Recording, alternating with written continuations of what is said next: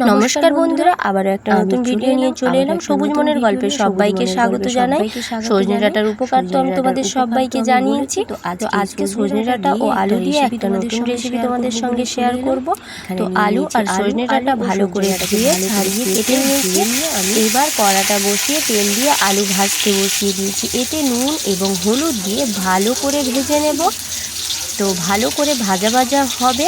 আর ওদিকে আমি মশলাটা রেডি করব। এতে কী কী মশলা দিই একদম আমি শিলনোড়াতেই দেখিয়েছি, তোমরা দেখতে পাবে। তো আমি এখানে নুন আর হলুদটা পরিমাণ মতো দিয়ে ভালো করে ভেজে নেব।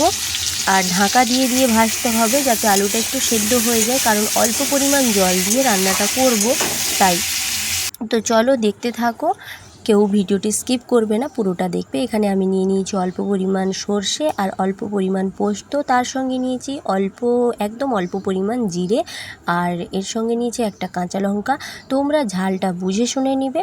তোমরা যদি ঝাল বেশি খাও তাহলে লঙ্কা এখানে 2 বা 3টে দিতে পারো, আর যদি কম খাও তাহলে একটাই দেবে। তো এইগুলোকে আমি ভালো করে বেটে নেব, পুরো মিহি করে। মশলাটা ভালো করে মিহি করে বেটে নেব। বেটে নিয়ে এবার আলুগুলো তো অনেকক্ষণ আগে ভাজতে বসিয়েছিলাম, সেগুলো ভাজা হয়ে গেছে। আবারও কড়াতে তেল দিয়ে একটুখানি জিরে ও কাঁচা লঙ্কা একটা ফোড়ন দিয়ে এবার ডাঁটাগুলো তুলে দেব। তবে একটু ভেজে নিয়ে তারপর তুলতে হবে। ওই ডাঁটাগুলো দিয়ে ভালো করে নেড়ে চেড়ে ঢাকা দিয়ে দিয়ে ভাজতে হবে, তাহলে ডাঁটাগুলো সেদ্ধ হয়ে যাবে। তাহলে কি হবে, যখন তুমি সর্ষে বাটা মশলাটা দেবে তাহলে অল্প পরিমাণ জল দিলেই হয়ে যাবে, খুব বেশি পরিমাণ জল লাগবে না। এই যে দেখো, আমি আগে থেকেই বেটে নিয়েছি, দেখিয়েছিলাম তোমাদের। এবার ঢাকা দিয়ে কিছুক্ষণ রেখেছি। এবার খুলে আবারও নাড়াচাড়া করব, ভাজা ভাজা একটু করে নেব। দিয়ে আবারও এর মধ্যে আলুগুলো দিয়ে ভালো করে মিশিয়ে এবার যে মশলাটা আমি বেটে এনেছি ওইটা আমি দিয়ে দেব। অল্প পরিমাণ জল দেব, খুব বেশি পরিমাণ জল দেব না। দিলে তরকারিটা মাখা মাখা হবে, খেতেও খুব সুন্দর লাগবে। একবার তোমরা বাড়িতে রান্না করে দেখো, খুব ভালো হবে খেতে। এই গরমের সিজনে সজনে ডাঁটার কোনো তুলনা হয় না। যদি আমার ভিডিওগুলো ভালো লাগে তাহলে চ্যানেলটি সাবস্ক্রাইব করে পাশে থাকা বেল আইকনটি অবশ্যই অন করে রাখো, যাতে আমার ভিডিওগুলো তোমরা খুব তাড়াতাড়ি দেখতে পারো। তো আবারও আমি দুটোকে মিশিয়ে ঢাকনা দিয়ে দিলাম। এবার ঢাকাটা খুলে আবারও নাড়াচাড়া করব। দেখো পুরো সেদ্ধ হয়ে গেছে, আলু কেন ডাঁটা কেন সবই সেদ্ধ হয়ে গেছে, আর ডাঁটা থেকে অল্প পরিমাণ জলও বেরিয়েছে।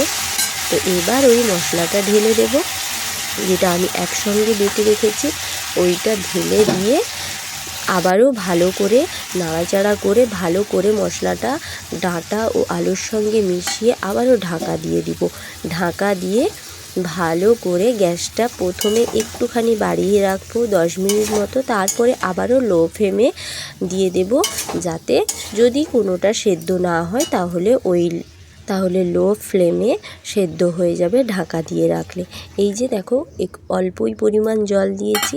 এবার নেড়ে চেড়ে ঢাকনা দিয়ে দেব। দিলে আমার ডাঁটা ও আলুর তরকারি রেডি।